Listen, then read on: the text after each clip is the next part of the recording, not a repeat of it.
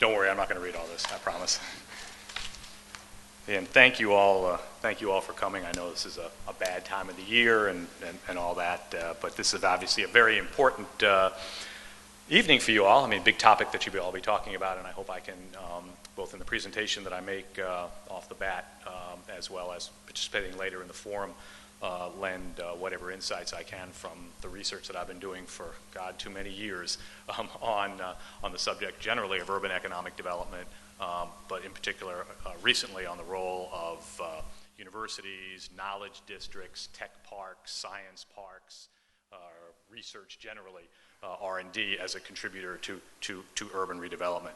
And so what I'm going to talk about, and I will, I think given the size of the group, and I think more, enjoyable to have some exchange is, so I'll shorten my intended remarks on this, is to talk about the place of entrepreneurial universities, sort of define it for you initially, in now the stream of urban economic development. I want to put it into this larger context of, as I talk about on the first kind of bullet point here, the troubled history of urban economic development. And I borrow something that has now been, I think, almost turned into a cliche from the screenwriter William Goldman, who was asked, how can you explain to us what movie becomes a hit in Hollywood? And he said, well, it's easy. In Hollywood, nobody knows anything. Nobody knows anything that's going to become a hit.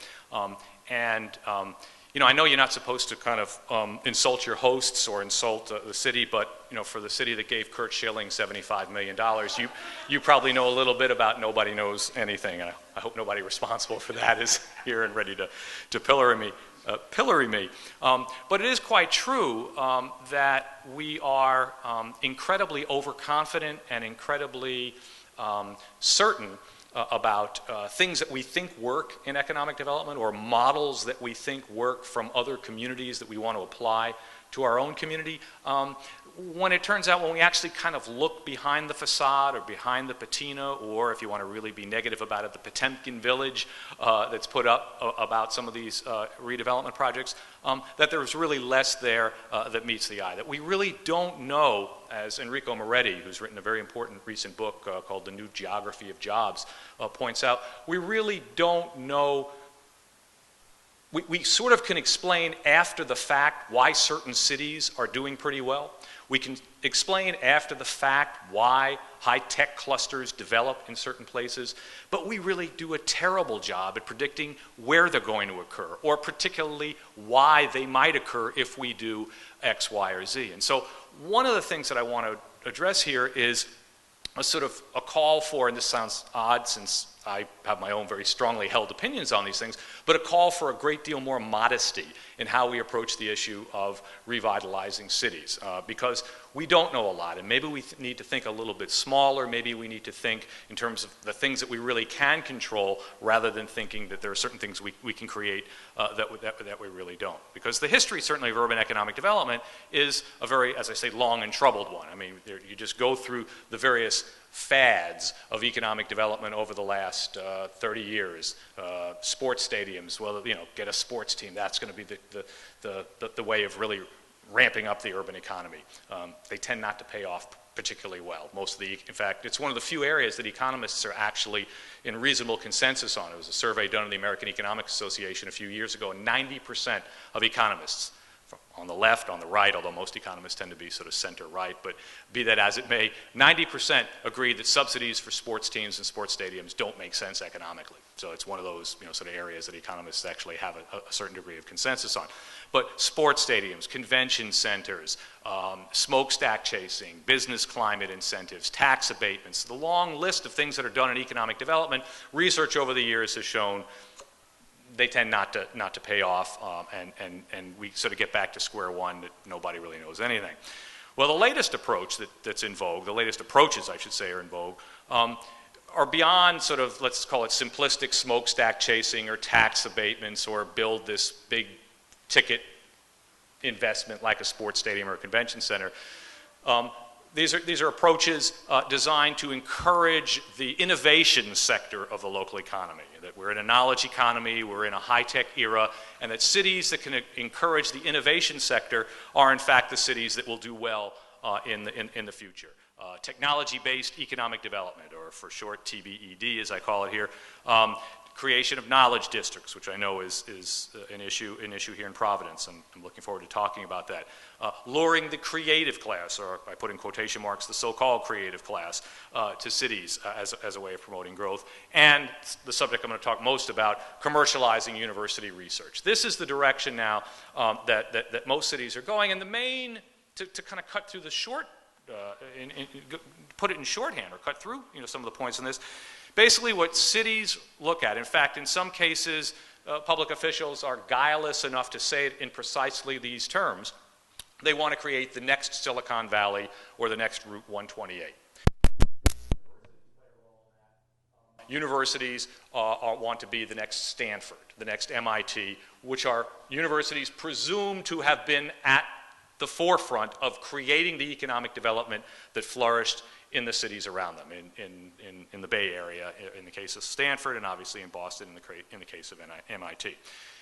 What I want to suggest is that in the same way that the convention centers and the sports stadiums and the tax abatements and the smokestack chasing has been disappointing, that if we look actually at the results of the new wave of economic development, some call it the third wave of economic development, the technology-based, knowledge-based, university-focused economic development approach, that there's been a huge amount of overselling, that we have a lot of uneven results, a lot of disappointment, and that we've overestimated what the effect was of the Stanfords and the MITs on the Renaissance in their regions, and then we've applied those lessons. And even in the cases where we can say there was success as a consequence of university-based economic development, the success was unique, the success was serendipitous, the success was often the result of one or two kind of incredible individuals. Some call them stars, some call them geniuses, some call them unique inventors,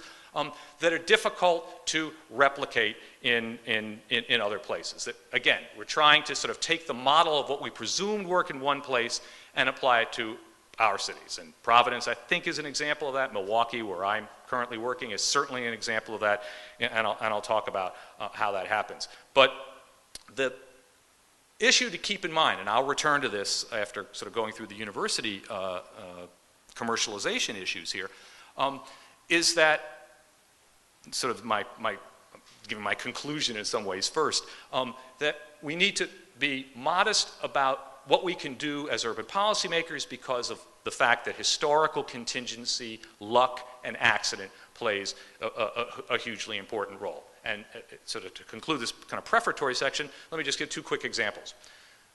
One I steal from Moretti's book, which again, I think is quite a useful one. He said, everybody wants to attribute Silicon Valley to Stanford and the commercialization of university research and the encouragement of an entrepreneurial culture there. And certainly Stanford is an important part of the mix. Understanding the uniqueness of Silicon Valley, though, you need to also understand the incredible uniqueness of the ecosystem that was kind of not created so much as developed out there, the role of the Cold War economy, incredible defense spending that occurred, and just massive amounts of dollars that flowed into the region, but also just historical accident. He says, for example, and this may maybe bring a few tears to people's eyes here in Providence, because of the way in which he uses the example. He says, suppose William Shockley, instead of establishing now he was affiliated with Stanford, so you have to obviously have the university connection sort of at least present there, but he says, suppose Shockley, instead of creating Shockley transistor in Silicon Valley, where there was no particular advantage at the time for doing it. I mean, we talk about, well, you go to certain places because Silicon Valley now has capital, it has an ecosystem. Silicon Valley had a lot of farms and fruit kind of orchards and things like that. There was no logical reason, except he was at Stanford at the time. But he could have, this is the sad part, Moretti says, suppose he said, Providence would be, he literally uses that example, that Providence would be a really good place. It's got an industrial infrastructure, Shockley, in other words, had been recruited by Brown and had come to Providence and set up Shockley Transistor here. And the Shockley Transistor spins off, becomes Fairchild Semiconductor, and Fairchild Semiconductor becomes Intel, and Intel then becomes, well, it is Intel, but it obviously has all its suppliers, and the virtuous circle of tech development occurs. In other words, from that example, he says, the role of one star, one individual, and the historical accident of that creates what economists call path dependency, so that afterwards, a lot of the developers, he's not saying Shockley was the whole reason Silicon Valley, developed the way it did, but the role of one individual can be quite important, which in terms of policy, I don't know where that leads us. God, praying for the next smart person to want to stay in Providence and do something. I mean, maybe that is part of it. The other example that I would think of, and lots that I think have come up with this, but I've looked at it in somewhat more detail because Seattle is often cited as a city to turn itself around, and as an example of how a declining industrial city, which Seattle was in the early 1970s, with the last person to leave Seattle, please turn out the lights. I mean, that was the slogan, right? And obviously is now one of the cool cities, one of the creative class cities. Well, how did that happen? There are lots of reasons. Probably none of them relate to the reasons that, for example, Richard Florida talks about in The Rise of the Creative Class. I mean, it wasn't because Kurt Cobain was cool and there was great coffee and people said, let's go here and create things. Maybe that had some role at the margins, but I'm going to bet that the more important variable was the fact that there was a Seattle kid. You may have kind of heard of him, a kid by the name of Gates, who grew up in Seattle, who created this little company. They were in Albuquerque, Gates and Allen, both Seattle kids, and basically didn't like Albuquerque a whole lot. We're told, look, if you want this company to really do well, you need to move to Silicon Valley. That's the place that's really happening now in the 1970s. Gates said, I want to go back home. I want to go to Seattle. And from that, he moved Microsoft to Seattle. His success, obviously, with Microsoft spun off, this cluster, if you will, of software engineers.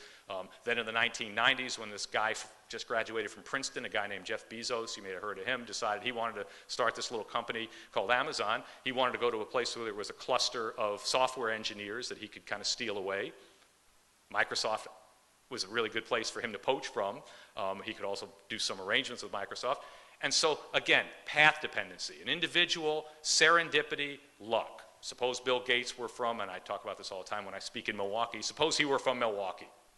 My God, how the history, Milwaukee would be the cool city on the Great Lake with all of the kind of developments that Seattle's had. So I say that to put this, again, in a larger context. The history is very important, contingency is very important, and so as we sit here and we try to plan for how we can create these tech clusters and turn cities around, we need to be very modest. In fact, I would even go one step further.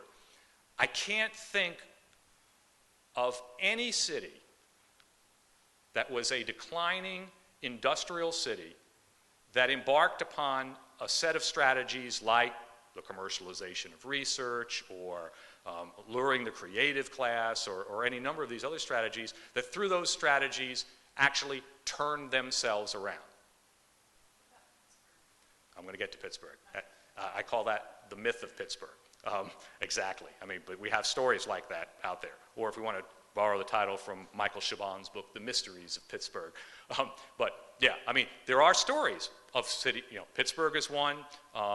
The provost at the University of Rochester wrote an op-ed in the New York Times last year talking about how the University of Rochester had turned the city of Rochester around, and so we don't care that Kodak is basically extinct because we've taken care of all that. But those are myths. The data, and you'll see the data that I'm going to present in a second. They make pretty clear they are. So again, just context setting, but I think it's an important context. Okay, what I want to talk about is this one approach, and that is the creation of the Entrepreneurial University. And the logic behind that, I'll get to the graph in just a second, but the logic behind the Entrepreneurial University is really, really quite simple. It is that the new wave of economic development in the knowledge economy will be coming from university-based research, and what's important is that universities can be the place where innovation occurs and then where the commercialization of that innovation occurs, and that's where economic growth will in fact come from. So that will replace the declining industrial economy. It will replace basically, it's essentially the university will be the leading edge for cities entering the new economy. A recent article, and I do not know where this statistic came from, but I assure you it's from the data that I've looked at, it isn't true, but the claims that are made for entrepreneurial universities, this is pretty typical. Richard Atkinson, the head of the University of California system, wrote a piece on science and economic development and argued that 80% of new developments, 80% of new businesses, essentially, in the United States, new ideas for businesses, come from universities. Which is, I mean, I don't even know how you would document that, but as you'll see, the data don't support that at all. Basically making the case that the university is going to be, and this is the key phrase, the engine of growth. That the university that we think of as a place of education, a place of developing a civic culture, a place of developing thinking, curious people, all the purposes that we, as university people, might think of the role of university. We need to put economic development up there as well. The economic development function of the university is primary, because that's where innovation is going to come in the future. And so, in making these claims, it struck me that one ought to at least look at what some of the evidence is for the degree to which universities have actually been this engine of growth. To what extent is there a relationship between university R&D expenditures and economic growth in a community? To what extent is there a relationship between universities engaging in more commercial activity, not kind of standard blue sky, follow your nose, I'm curious about things, basic research that might somewhere in the future lead to something, but research that's more aligned with industry, business-university partnerships, spinning off patents, developing, I should say, patents out of your research that can then be licensed to businesses. To what extent do you, as universities, engage in more of that kind of activity? And to what extent do universities actually spinning off businesses actually promote economic development in communities? In other words, are universities that are doing more business-oriented R&D, patenting, and business startups likely to be producing economic growth in regions more so than universities that are doing less of those things? Astonishingly, there's very little data on this. Claims are made about Pittsburgh and places like that, about their economic record as a consequence of entrepreneurial university activity, without really presenting much data about the relationship between those activities. And so what I've done as part of this larger project on the Entrepreneurial University and Economic Development is just try to look at some of the basic data and try to see to what extent there is any relationship between these various factors, research generally, patenting, and startups, and a series of economic indicators to see to what extent economic development is localized. And so I've looked at a few of these, and I'll go through these rather quickly, and again we can kind of return to these in discussion, but I just want to give you kind of some sense of what the data show.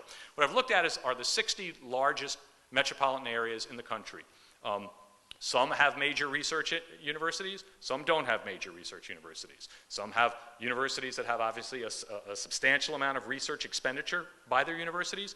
Others, obviously, without a major research university, do not. Now, if, in fact, there were a relationship, and I have much more sort of in-depth, kind of sophisticated equations and the like that I deal with this issue, but I just want to present it in a very kind of, hopefully, audience-friendly way. If there were a relationship between university research expenditures and metropolitan area growth, gross domestic product, the total amount of production in a region. What you would see from this chart, on the left, are those are the top quintile of universities in terms of their research spending. All right, so the first bar are the universities that are at the top, the top 12 essentially in terms of the amount of R&D that they do. The second bar would be the ones that are the second highest, third, and so forth. So I've got it divided into 5 quintiles.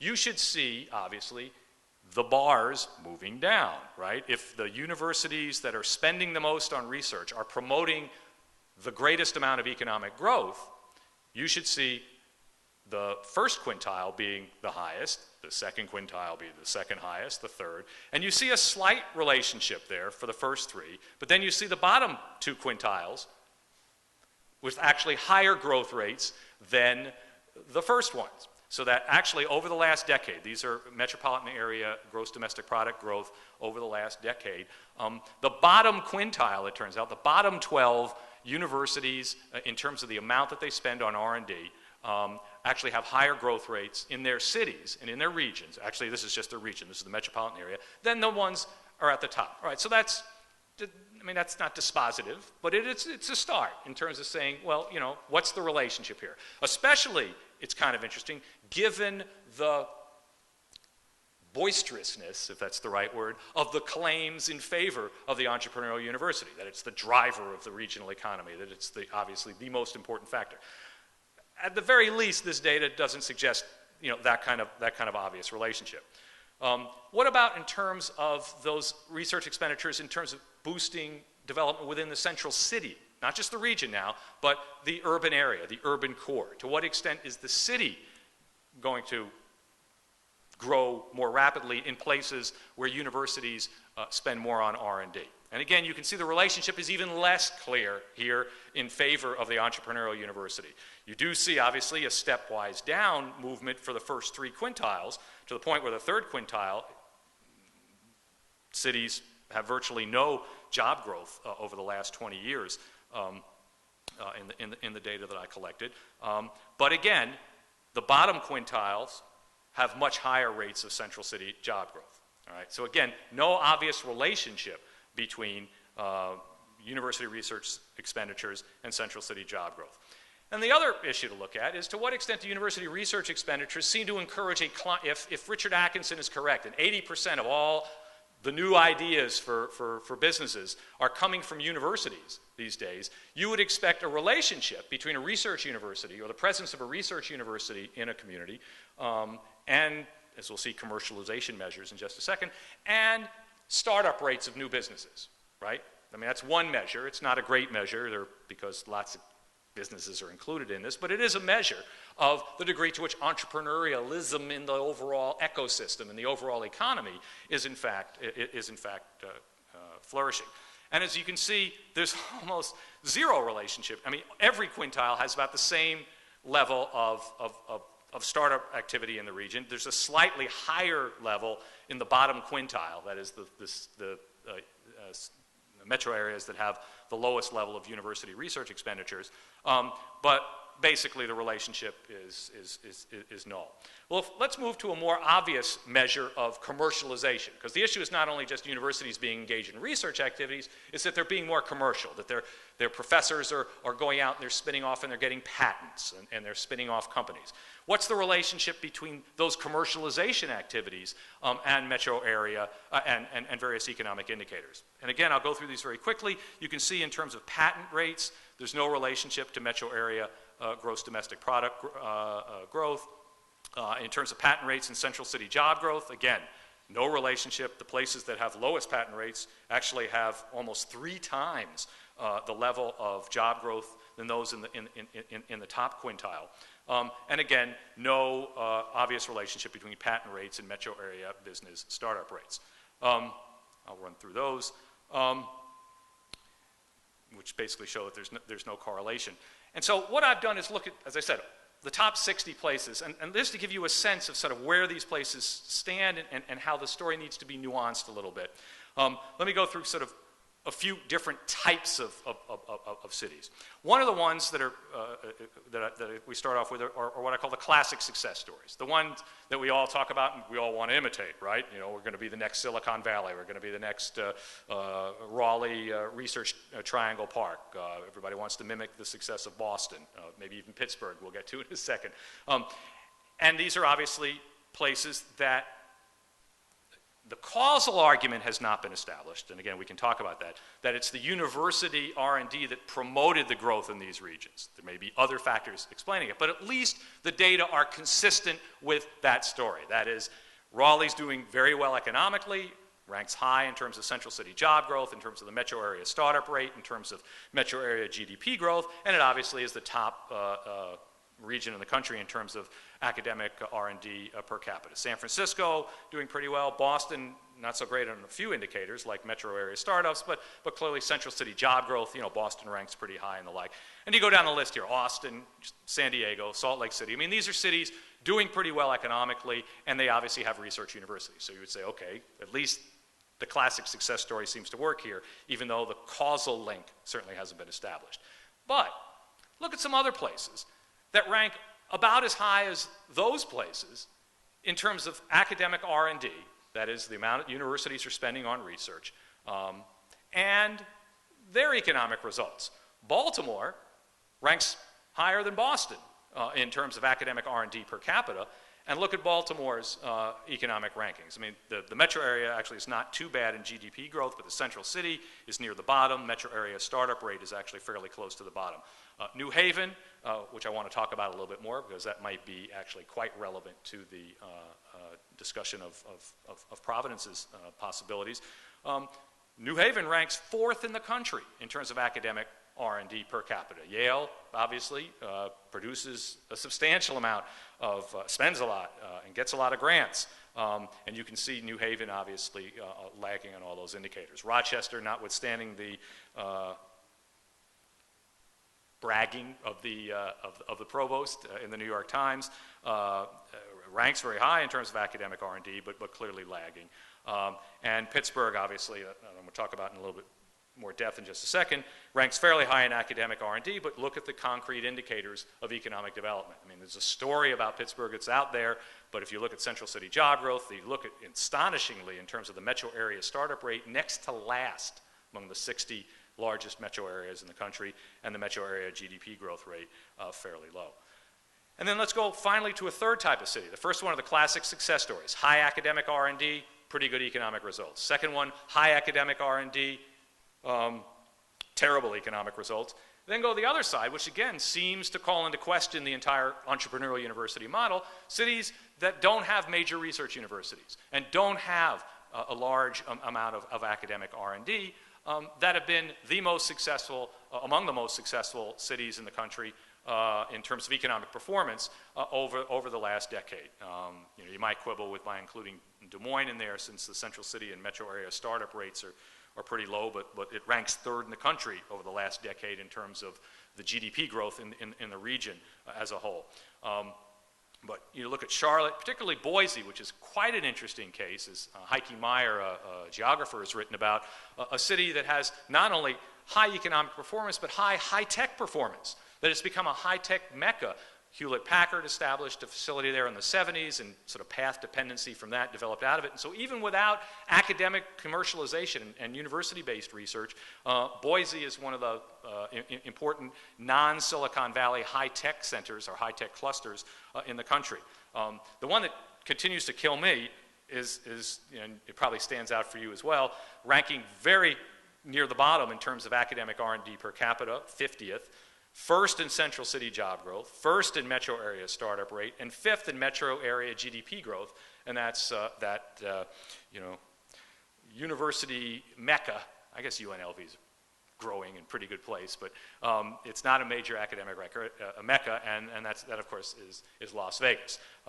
Now, after the great crash, and obviously after the foreclosure crisis and the real estate crash, it's unclear where Las Vegas will be in the next decade, but if we look at the last decade, in fact, the last 2 decades, Las Vegas is an incredible urban success story in terms of just economic indicators, and it certainly calls into question the notion that economic development is contingent in the knowledge-based economy on commercialization of academic research. There are different routes, obviously, that different kinds of cities can take. Well, why is this the case? Well, let me give you an explanation to sort of put some plausible meat on the bones of this argument. Why do the data seem to suggest that universities don't serve this function of being the engines of economic development, of economic development in various reasons?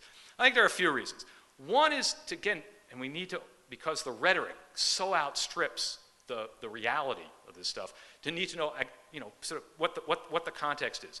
Universities are actually a very small, and you know, universities are really important for a lot of reasons that the kind of commercialization of academic research folks don't acknowledge. So I'm not in any way, as a university professor and speaking to people who are connected to a university, you know, denigrating the importance of universities. But we need to understand university research is actually a fairly small percentage of overall research in the United States. The vast majority of R&D remains industry R&D.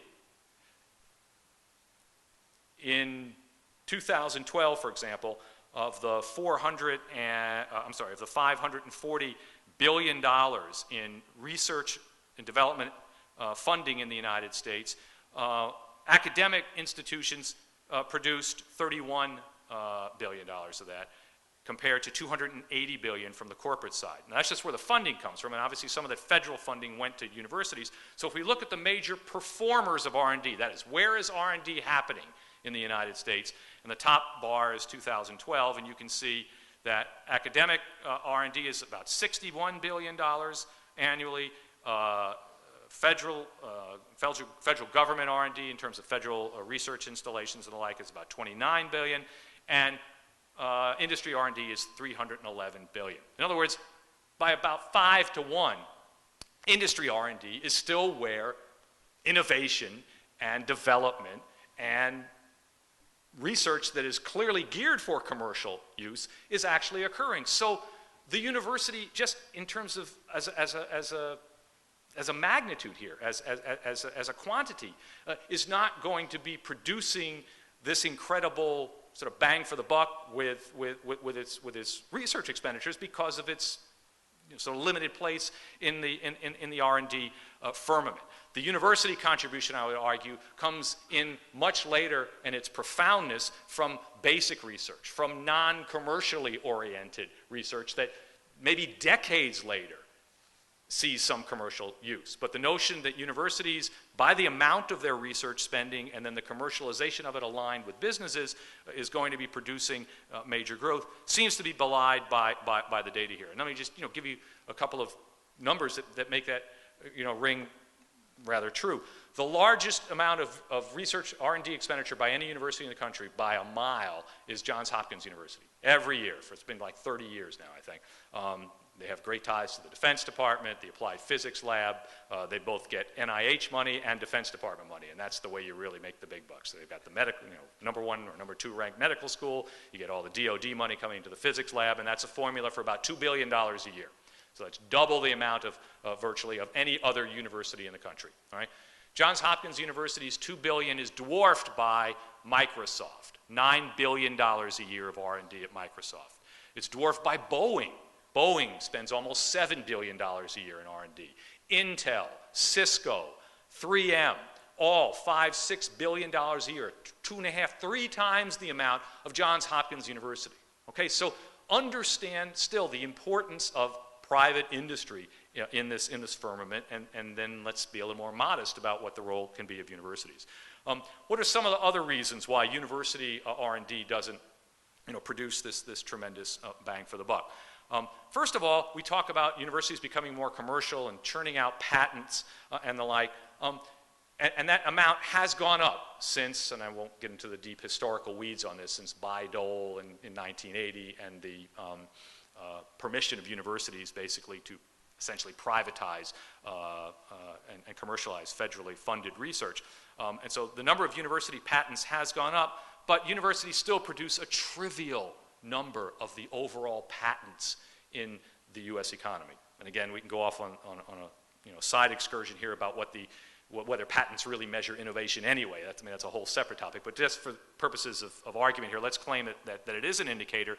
Universities produce somewhere between 2 and 4% of all patents in the United States, with no increase in that share since 2000. So the notion that somehow universities need to replace, and full disclosure here, my former chancellor pushing this at the University of Wisconsin-Milwaukee made exactly that argument, that the university has to replace the private sector in generating patents, in generating R&D, because the private sector isn't doing this. It's factually incorrect. The university's role is modest in that area. Again, we can discuss as a normative issue whether it should be modest or whether it should be greater or the like. But the point is, it's not at a level where you would expect the kind of major influence that's claimed by the advocates of the Entrepreneurial University. Similarly, in terms of startups, and again, university after university talks about, as they engage in these entrepreneurial activities, talks about the degree to which, if we churn out if our professors spin off businesses, if they're creative, that will be the driver of the local economy. If they locate in innovation districts or knowledge districts, that will be the impulse for local economic development. Universities typically generate fewer than 1%. Let me repeat that. Fewer than 1% of all metro area startup firms annually across the country. I haven't found actually a single city, maybe Madison gets close. I may have the number here for, I don't have the Madison number. Maybe Madison, Wisconsin, and that sort of town with a small, relatively underdeveloped private sector and therefore a greater reliance on the local university. In the case of Madison, the flagship university, the University of Wisconsin system, $1 billion a year of R&D. But look at places, some of which, like Pittsburgh or Austin or Boston or Raleigh, are considered places where university-driven economic development has been a primary factor in promoting growth. In none of these cases does the university share of startups exceed 1%. Austin, it's a little misleading being that high because I couldn't get a breakdown for every University of Texas campus. It's the University of Texas Foundation, so those 33 startups that I've got here for 2009 come from entirely across the state of Texas. But basically, in a good year, and 2009 maybe wasn't a great year, I guess, if we look at the Boston number. In a good year, Boston will see about 50 university startups. MIT, in its best year, I think that I've seen, had 25 or 30 startups in a year. Well, there are 9,000 firms, 9,000 to 10,000 firms created a year in Boston. Now, you can argue that the university ones may end up being more important. That is certainly an issue to discuss, that they may have a higher value added, a higher innovation content. But the point is, we're talking about a small percentage of the local economy. And similarly, as I go down the list, patents as well. It's very rare that any city will have, Baltimore is actually kind of interesting, a city that has more than 10% of the total patents in the community coming from the university. The university will generally churn out under 10%, typically between 5 and 6% in various metro areas. So again, the university is not a central source of new businesses, and it's not a central source of patentable ideas or licenses that stay in a local economy. All right, so that's sort of one part of why the university's impact is a lot less than people are advertising. A second reason is because even when university spin-offs or university innovation seems to have some commercializability and some potential impact on the economy, it's not all that common in a lot of places that those innovations and those developments actually stay in the local economy. In other words, the absorption capacity of the individual city affects the degree to which those businesses actually stay in the city. Let me give a concrete example, which will then talk about, sort of a couple of these individual cities. Take the example of New Haven. All right, now here's a place with high R&D, where Yale, after being very reticent about it, had gotten very much into commercialization of research since the early 1990s. They have an Office of Cooperative Research run by John Soderstrom, who's one of the best, and they have world-class science, Nobel Prize level science. And biotech has been a major focus for Yale. 34 Yale companies have been created, or had been created at least, spin-off companies through Yale Research through 2010. Two-thirds of those had already left New Haven. All right? Most of the biotech companies, even if they're in the New Haven area, are not in the city of New Haven, but have moved out into the suburban ring, giving relatively little benefit to the city of New Haven. Let me give even a concrete example of sort of how that how that works and why, therefore, it's very difficult to put all the pieces together to create, again, I'll use the phrase since it's important locally, a knowledge district that's going to marry university research to a district that's innovation that's going to basically turn a city around. A company developed out of professors' research at Yale called Oasis. Very innovative, interesting company in water technology. Developed a new technique for desalination, a really important innovation for potentially making water more available in water-scarce regions around the world. They developed a technique, you don't need to know the details of it, I don't even know the ins and outs of it, called forward osmosis, which apparently is quite innovative and is really going to kind of turn things around. The company was set up out of Yale, set up in New Haven, and given what you know about Ivy League rivalries, you'll know how this is a matter of great chagrin. Anyone want to take a guess where Oasis is now located? Cambridge, Massachusetts, right. Oasis left New Haven after a couple of years because Cambridge was where there's already a cluster. There's path dependency, where stuff's gotten established, the absorptive capacity of the region, where they could find the labor they needed, suppliers they needed, other companies doing similar things, and so they left.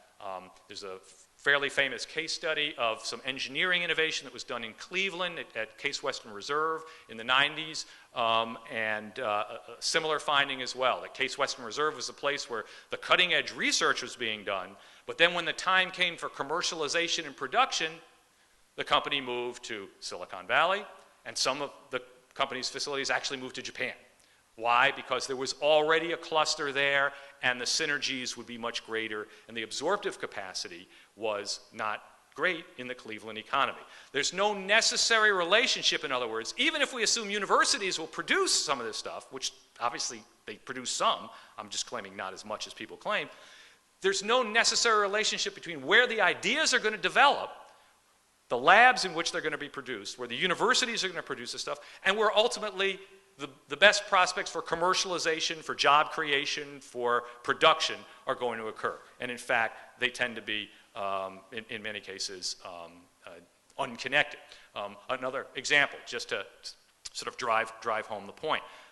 Columbia University has created, I believe the number is 84 spin-off companies since the early 1980s. And here's the good news. You probably know the rate of failure for startup companies is really high in the United States. Some estimates are, I'm not sure this is right, 9 out of 10 fail within 5 years. Of those 84 companies that Columbia has created, 60 were still in existence in 2010 when this data was collected. That's the good news. The bad news is only and it's probably good news generally for the country. The bad news for New York, only 7 of them are still in New York. And that's New York, right? That's not Milwaukee. That's not, Providence, a smaller place with a less thick labor market, with less thick supplier markets, with less diversity in the overall occupational or industrial structure. This is New York, but yet only 7 of those 84 remain in New York. The rest dispersing out to, you guessed, Silicon Valley, Cambridge, and various other places around the country that have the kind of the thick labor markets and the thick supplier networks and the thick clusters to support this. And so the notion that the university can be, this place that will create sticky economic development in a particular region seems to be belied by those statistics. We're running a little short of time, and I do want to leave more time for discussion on these issues. I talked a little bit about New Haven, but Baltimore, is again another example of how the relationship is so tenuous between the commercialization of economic activity, of university research, and economic activity. As I said, Baltimore is the first in the country. Johns Hopkins generates this incredible amount of funding. Some have argued, but it doesn't commercialize enough of it. Johns Hopkins ranks 6th in the country in terms of business startups, ranks 7th of the country in terms of patents that are produced. So there is activity going on there, but the absorptive capacity, as I was suggesting for Columbia in New York or Yale in New Haven, simply isn't there. And so there's no relationship between development and the like. Similarly, since Pittsburgh was raised, Pittsburgh has the patina, certainly, of economic development flowing from hospitals, flowing from particularly biomedical research. University of Pittsburgh Medical Center, a rapidly growing medical center, Pitt and Carnegie Mellon among the top universities in the country in generating R&D, lots of patents, small number of startups, but most universities generate a small number of startups. But again, how much of that is, in terms of representing a turnaround for Pittsburgh, is just the surface in terms of, okay, we've got these facilities, we have obviously some employment in these facilities, but how's the rest of the economy doing, right? And the other indicators that I had, suggest that the overall startup rate isn't very high, the overall job growth rate isn't very high. Pittsburgh continues to lose population to other regions around the country, so workers are clearly not finding jobs. It's a highly educated city now. It's actually an incredible change. Pittsburgh now has one of the highest percentages of the population that's college educated of any major city in the country. But yet, even with that, it's still not enough to produce a turnaround in economic development. Maybe in 20 or 30 years. I mean, maybe it takes that long. So I want to be somewhat agnostic on these. But again, if we look at those sort of city cases, they don't seem to give a lot of support for this.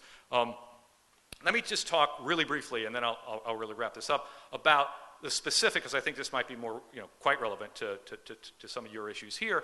The relationship of research parks and what are now no longer some cases called research parks, because that seems old-fashioned, right? Research parks, that's from the 50s and 60s. So we call them innovation districts, and they're a little bit different, but essentially we're talking about the same principle that was the principle behind a research park. The theory behind research parks and so-called knowledge districts or innovation districts is that you create an agglomeration. You create what economists call endogenous growth. That is growth that is not from outside factors or incentives, but in fact is growth from within the geographic area, promoted primarily by innovation, inventiveness, and knowledge. There are spillovers from that innovation and that knowledge, and those spillovers then help other entrepreneurs or other innovators develop their products or their ideas, and there are what economists call increasing returns from that. That is, more and more leads to, instead of in a traditional decreasing returns or diminishing returns of production, this actually, the more that is produced, there are greater returns. That's the theory behind it. And of course, there are some obvious successes. The Stanford Industrial Park is one. The Research Triangle Park in North Carolina is another. But as I suggested earlier, a few things. Number one, we need to recognize the uniqueness of those mega successes. That for every Stanford Industrial Park or Research Triangle Park, there are lots of failures. There's been actually very little evaluation of the economic impact of science and tech parks. But what evaluation has been done by pairing, for example, areas that have developed an innovation district or a park and areas that haven't, similar counties that had similar economic trajectories, show no relationship at all between the economic trajectory of those places that had the innovation park or the innovation district and those that didn't. So there at least seems to be some evidence that there's no relationship to these.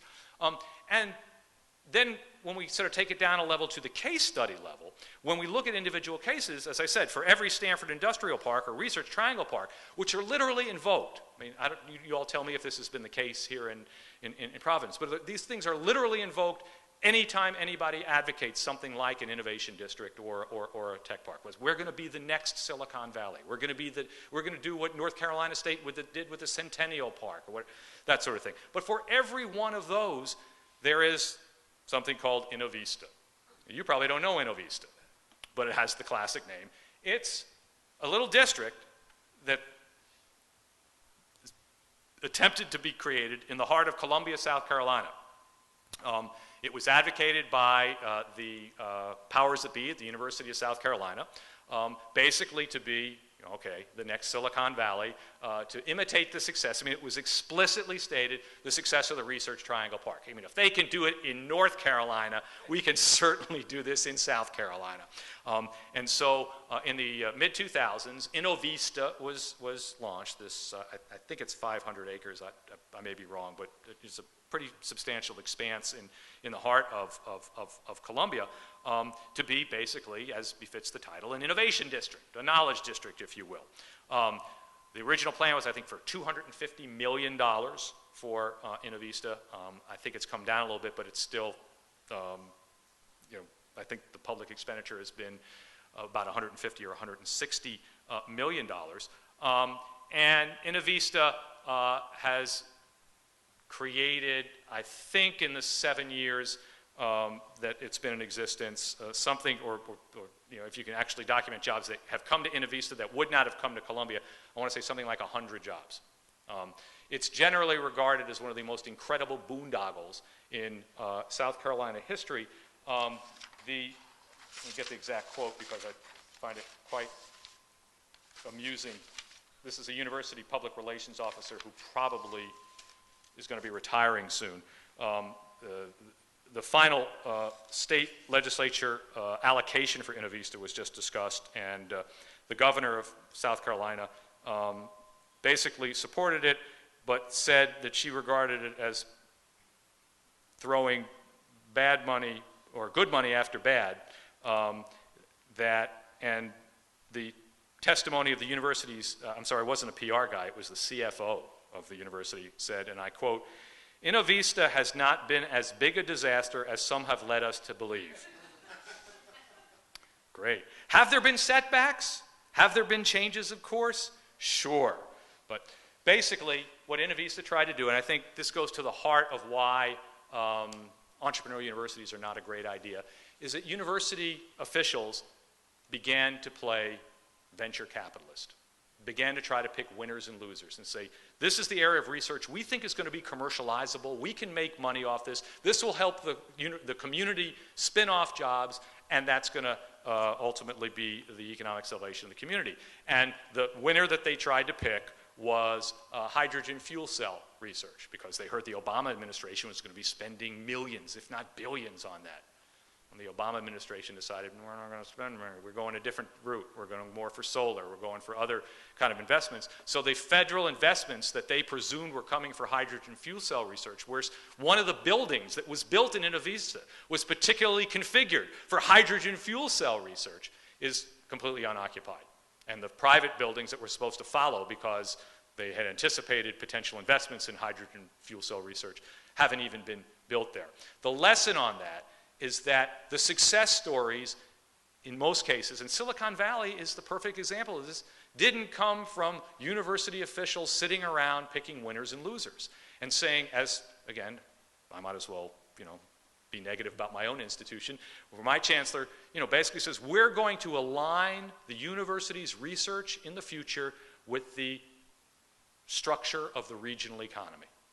Instead of doing what universities do well, and that is conduct blue sky research, let scientists follow their nose, do things that ultimately may lead to productive investments. Maybe they won't, but that's what universities are supposed to do. Universities are becoming essentially glorified corporate R&D operations. I mean, I'm exaggerating there, but that's the danger of the entrepreneurial university, that they get caught up in this idea of aligning with the local economy and end up ultimately not producing the benefits that they can produce. There's a great anecdote from Paul Berg, who was one of the founding fathers, if you will, of biotechnology, won the Nobel Prize in, I think, the 80s, late 70s, but he, along with Cohen and Boyer, were involved with recombinant DNA and gene splicing and developing the technologies for that, or developing the science of it.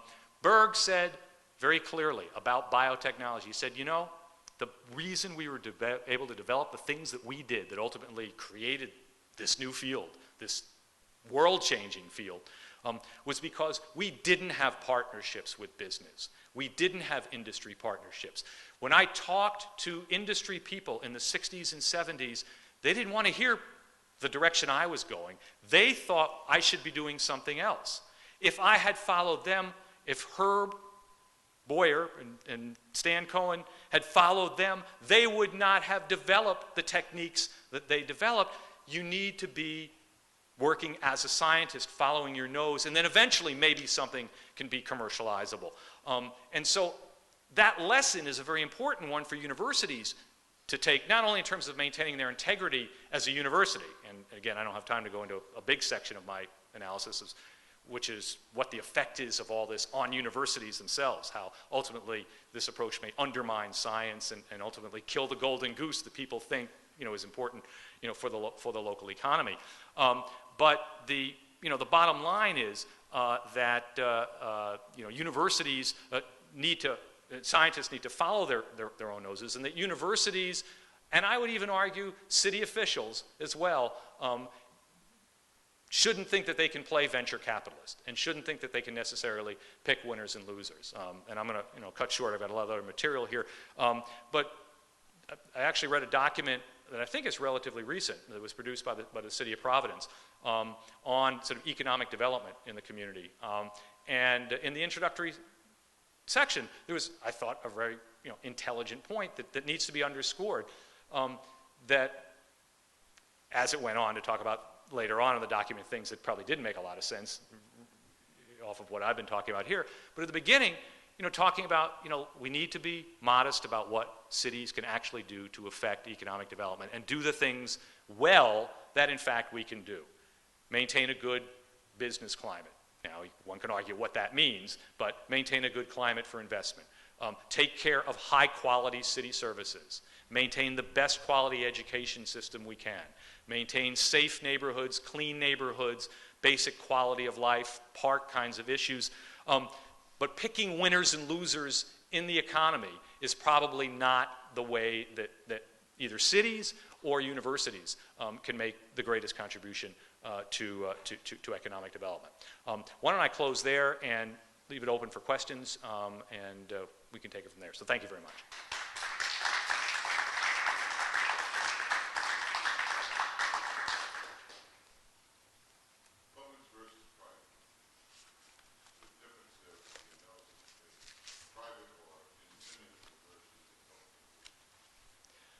Well, I don't think there's necessarily, let me put this down here, I don't think there's necessarily a difference in terms of the efficacy of being entrepreneurial and the efficacy of being, effective in the commercialization of academic research. I mean, I think, a well-endowed, by that I mean, lots of research funds and high-quality scientists.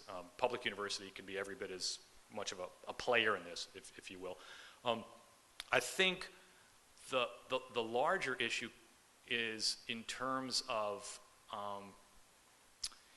the amount of resources that are actually at a given university, so that a University of Wisconsin in Madison can be part of the entrepreneurial economy, right? I mean, there are spin-off companies. Again, they haven't transformed the state of Wisconsin, I can assure you, but the stem cell research, for example, that's been done there by James Thompson, which spun off a company, Cellular Dynamics, I think, and it's brought about $200 million of licensing fees, to the university.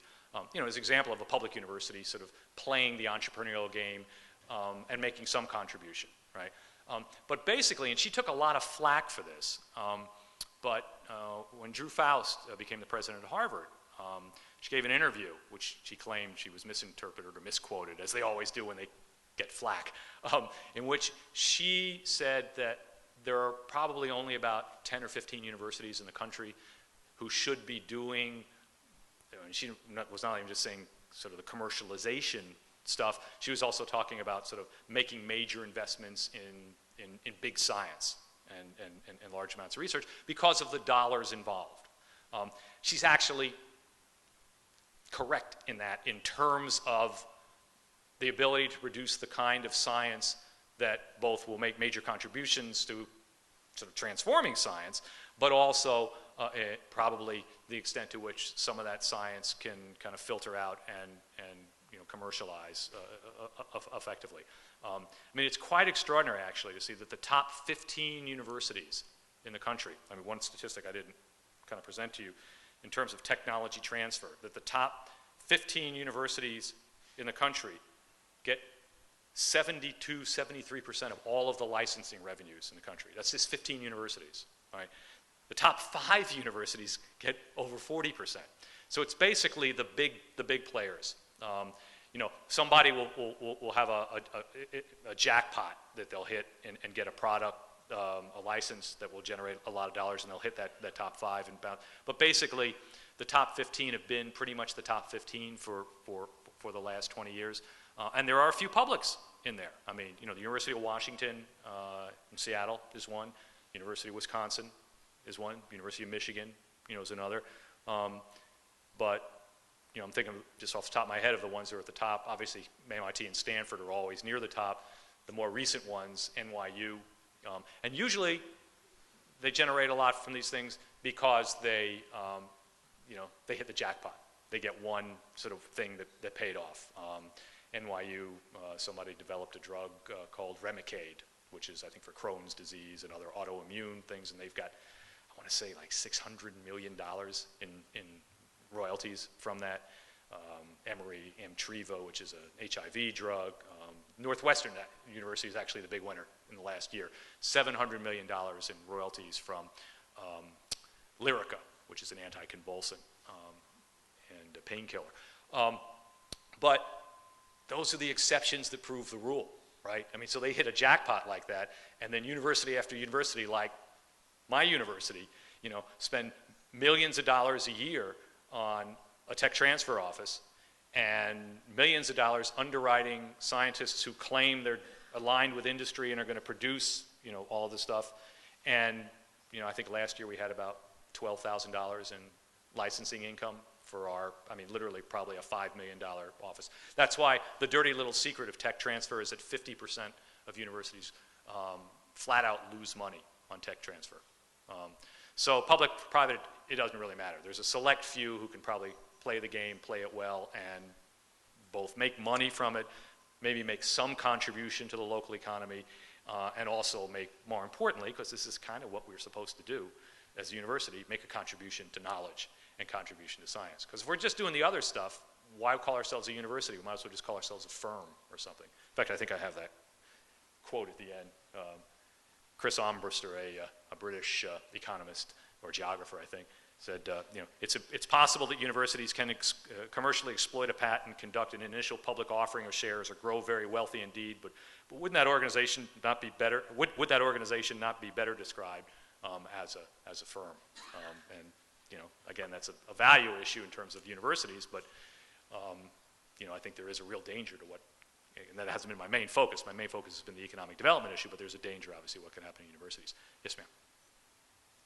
So I wonder if you could comment on the kind of push-pull that cities and universities face in relationship with each other.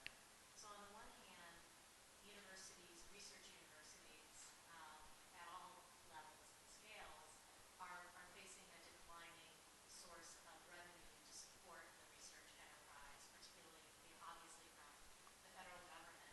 And so are casting about in fairly ineffectual ways on how to diversify their base so that they can continue that mission of knowledge discovery and education. On the other hand, cities like Providence and all over the place are looking at what are their kind of, you know, their major institutions that are nonprofit and saying, you know, we need more revenue to support, you know, our infrastructure. Right. And you're not paying into that, and we need you to do that. Right.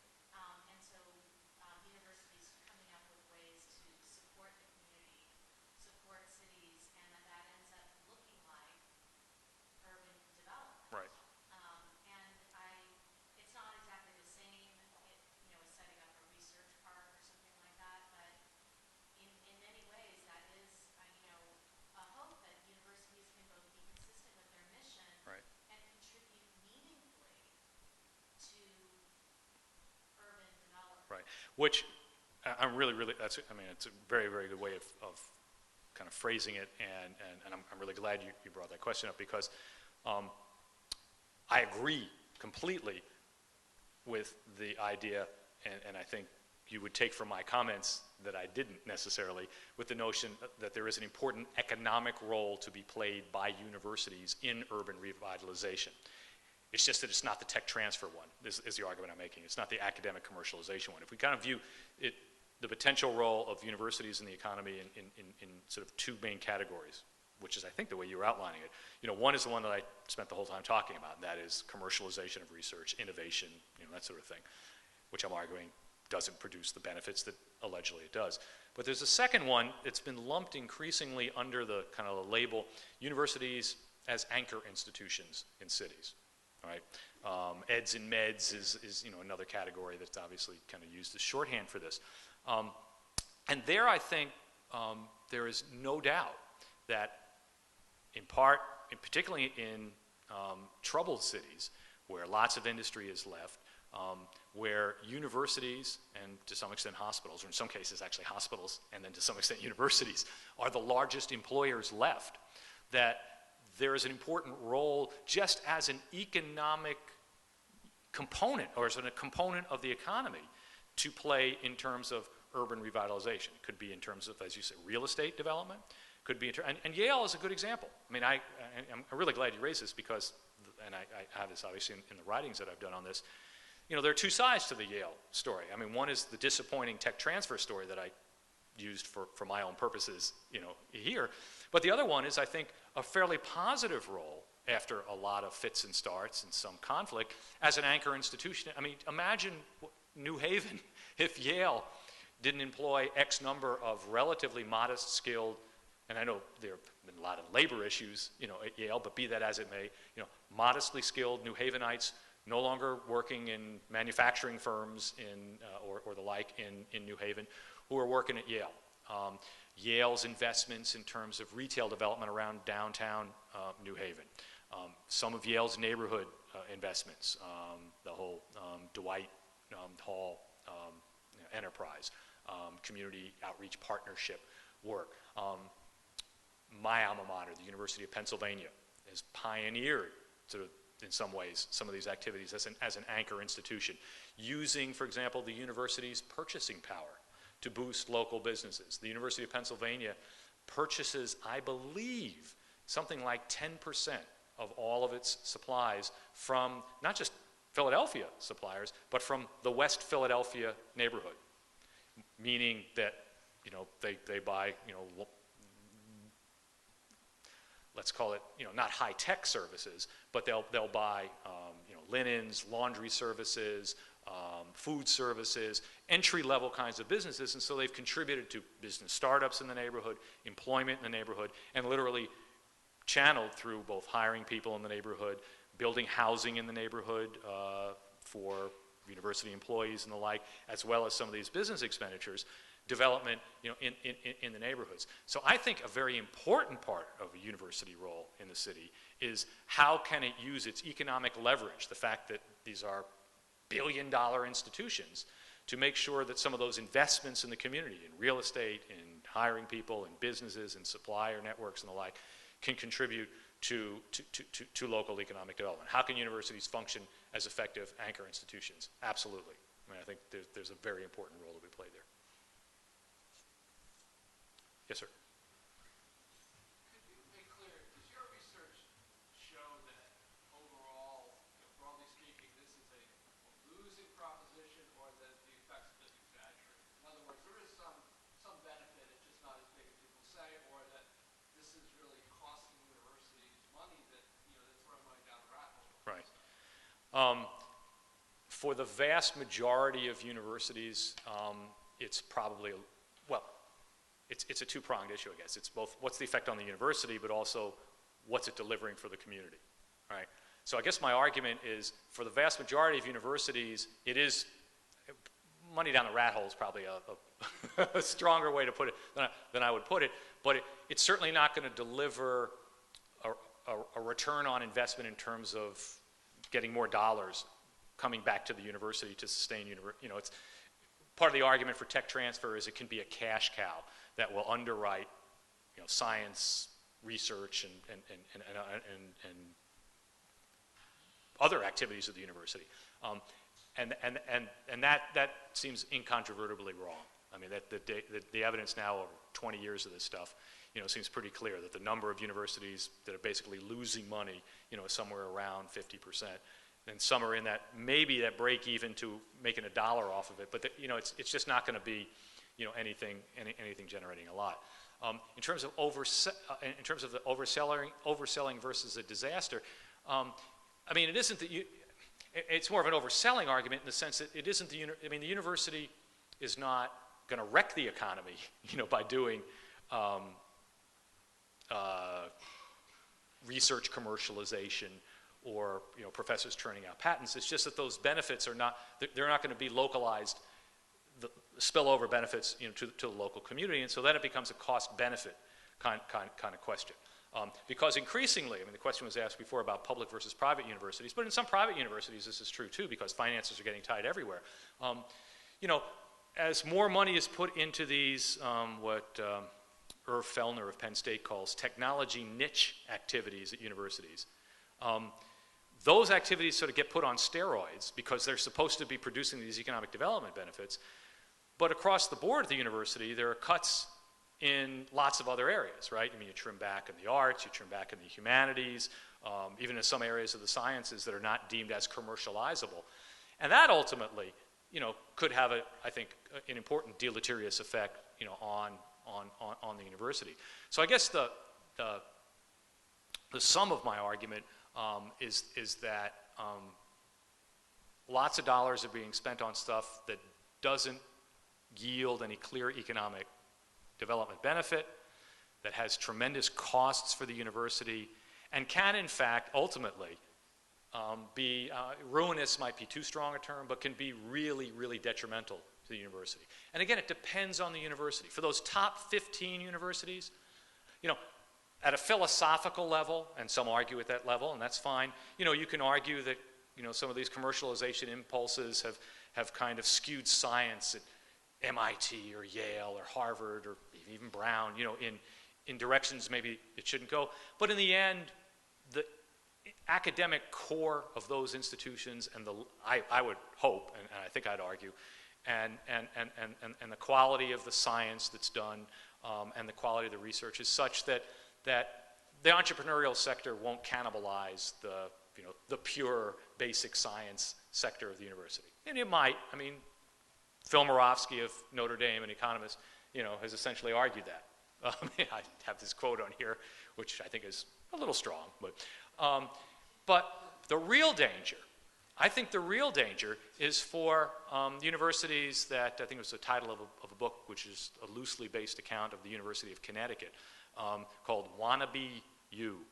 And I think it's for wannabe U's where the real danger is. I mean, I think, for universities like my own, where we are incredibly resource-starved, where we've had a pretty good record of building up a pretty respectable research university over the last 20 years, but it hasn't been particularly aimed at commercialization of research. Now, the big dollars, I shouldn't say the big dollars, they're not that big, but whatever dollars that are there are being targeted by the state legislature and others for the entrepreneurial sector of the university. And so, as I've argued locally, we're putting the entrepreneurial sector on steroids, and the pure research sector of the university is suffering. And I think that's where the real danger is, because pretty soon then I think those places really won't look like universities. I mean, I think Yale, Harvard, MIT, Stanford, Brown, I mean, they'll be what they are, great world-class universities. University of Wisconsin-Milwaukee, I'm pretty worried about. Yeah, Mark. I want to ask you two questions about Cornell's tech campus in New York City. All right. First of all, I'd like to point out that Rhode Island bet $100,000 on Kurt Schilling's. 100 million. 100 million. Well, but that's because probably somebody heard my analysis and they said, well, if William Shockley, did, and if Bill Gates, so maybe if Kurt Schilling is the prophet, he's going to, yeah, right. I also keep making a mistake. It's 38 studios, right? It's not Studio 38. I keep thinking of it in terms of the New York Studio 54. Right, okay. Incidentally, the Shockley story is even more complicated. He got passed over for promotion at Bell Labs, and so he went out to California. Right. That's Shockley, not Schilling. Exactly right. But anyway, the $100 million, I like to say, that at least Bloomberg spent $100 million to get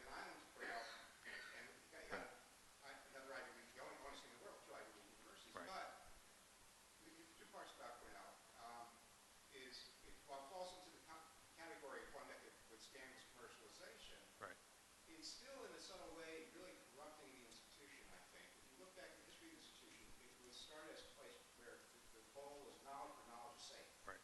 And now they're in Google's offices. I mean, it's supposed to Right. also be free of commercial influences. Right. And so on. So that's one thing. So I want to see if you talk a little bit about even those, not wannabes, but haves, Right.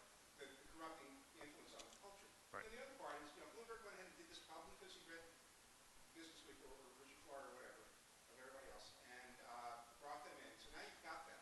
Right. So what policies could you possibly do to, would you suggest to benefit from it? It's not as if you brought in a real complete university that has any other purpose, which way you'd say, well, at least we got another university out of it. Right. We just got this tech part. Right. Right. Yeah, I mean, a lot of this depends on the culture of the place. I mean, the one that always sort of makes me take a step back and say, am I pushing the argument too far, are both, MIT and Stanford, right? Where, the culture of entrepreneurship is rampant, right? I mean, and it has been, for a long time. Ken Auletta, I don't know if anybody saw it, a really interesting piece in the New Yorker, was it last year or the year before, about Stanford's kind of entrepreneurial culture, that everybody's looking at their professor as a potential partner in a startup idea. And a recent Stanford grad actually had another article in the New Yorker saying, is Stanford still a university, or are we just a kind of a startup lab? But, I mean, it is, clearly. I mean, Stanford has the juice to do kind of all of those things. I mean, again, I'm not inside Stanford, so maybe people feel inside that the culture has, in fact, been corrupted, but you still have some of the greatest historians and the greatest political scientists and the greatest, one of the best English departments and I mean, so the rest of the university hasn't been, I don't think, sullied necessarily by this. And MIT similarly, right? I mean, you can't argue that I don't think there's any evidence that, in fact, there have actually been some studies of this, has patenting, for example, undermined peer review research at places like MIT, and there's no real evidence, to suggest that.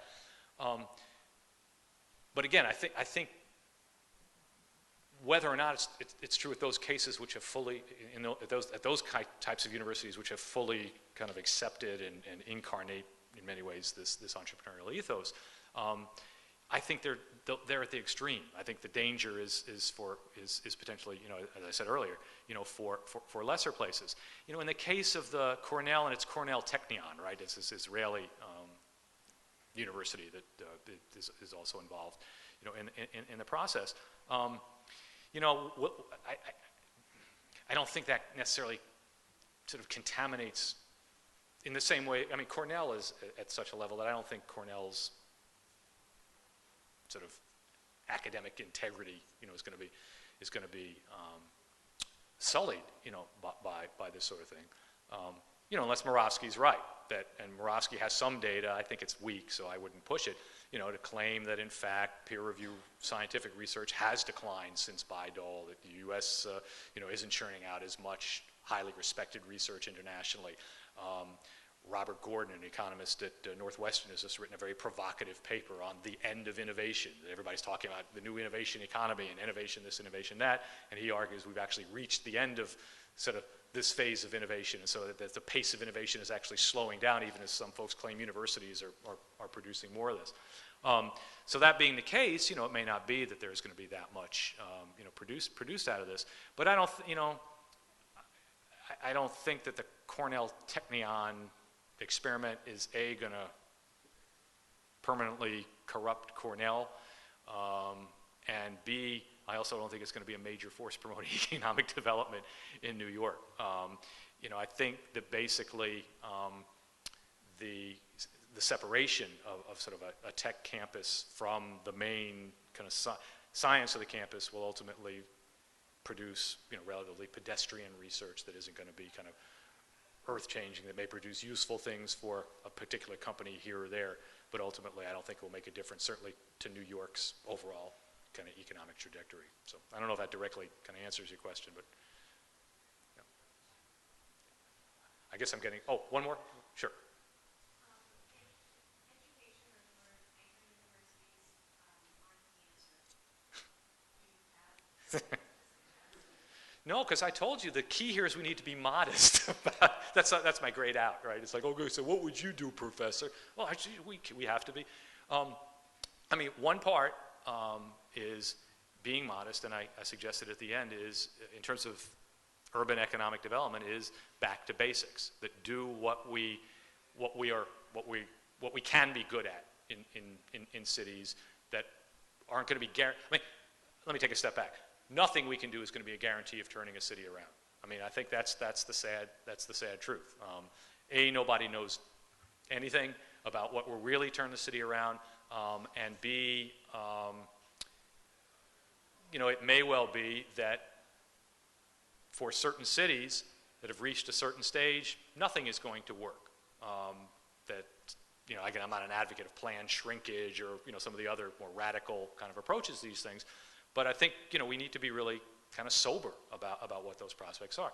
But I do think that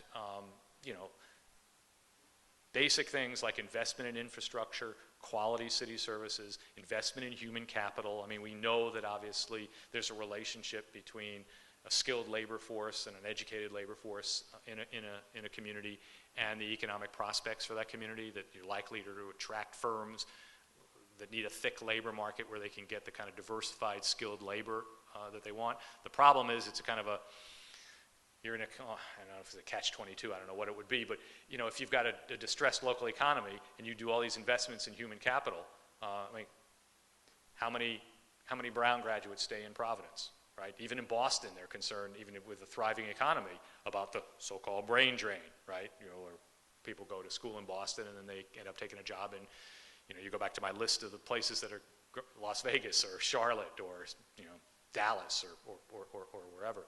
But I do think that city officials who are stewards of our tax dollars for these things, those are the more defensible and better expenditures that are likelier to produce positive results than fanciful things like Innovista in Columbia, or expecting again that university professors are going to churn out innovations that are going to be the next Google that will turn your economy around. I mean, that will happen to a community. I mean, it will happen in certain places.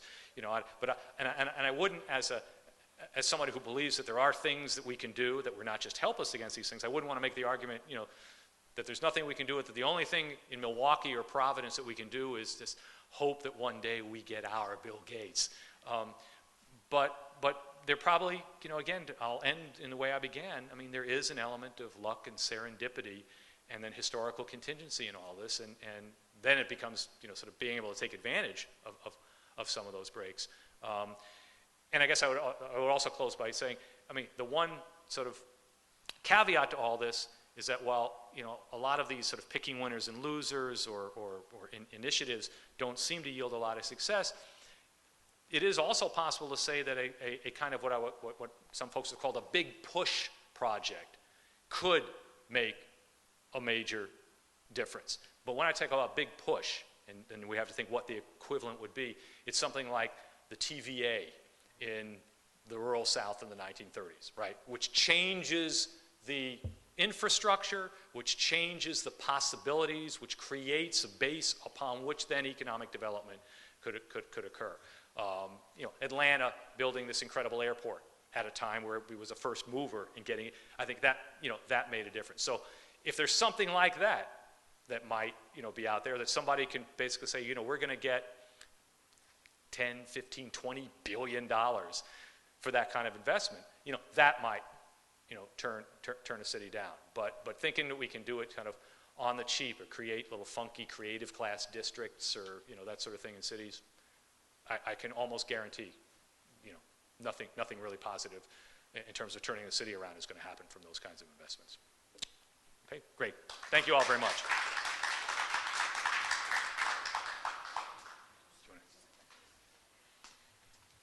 I want to invite you, first of all, I want to thank again the University of Rhode Island's Honors Program for their co-sponsorship of this event. It's very important to us. And I want to invite everyone here to our 7 p.m. program, which is a forum where 195 used to be. We have a number of speakers that should be on a forum panel community conversation format. Should be very interesting. In between, there is food out there. We welcome you to come join us, have some yums. We've got sandwiches and cookies and all sorts of good stuff. So thank you.